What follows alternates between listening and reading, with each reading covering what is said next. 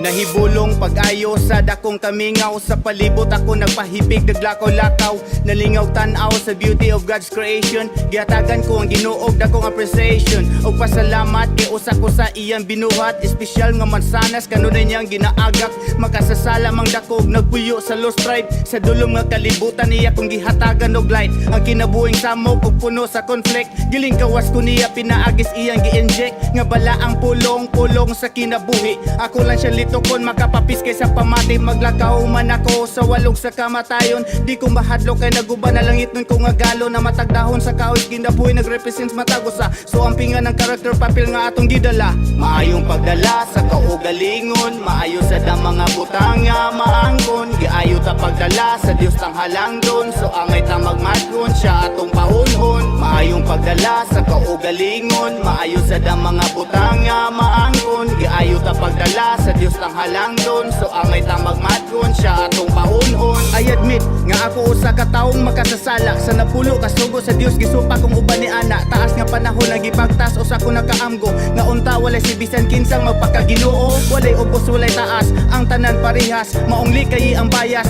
walay magpakahalas. Ayo patakang pangit sa mamors nga prutas. Bunga sa bala ang espiritu ang ipagawas. Kay ang kaluwasan nagdipindis ka o galingon. Naara nato kung kinsay ang ayang pilion. Kung maayo kag tumong, maayo ang resulta. Kung maayo kang sanga, maayo sa dambunga. Unta, ingon ana ang atong ligasiya. Maayong pagdala bisag asa kang nga area. Kinsa tong magkaaway karon maglaman no ay. For God so love the world, so maghigop maay. Maayong pagdala sa kaugalingon. Maayo sa dang mga butang nga maangkon. Giayo ta pagdala sa Dios tang halangdon. So angay ta magmatgon siya atong paunhon. Maayong pagdala sa kaugalingon. Maayo sa dang mga butang nga maangkon. Giayo ta pagdala sa Dios tang halangdon. So angay ta magmatgon siya atong paunhon. Kining kalibutan na puno sa kahilayan. Bisag asang dapita dunay maayog dautan. Busa timbang-timbangon kung kita makibagay. Hunahunaon pag-ayo kung unsa gyud ang angay. Hatagag prioridad samtang nanginabuhi.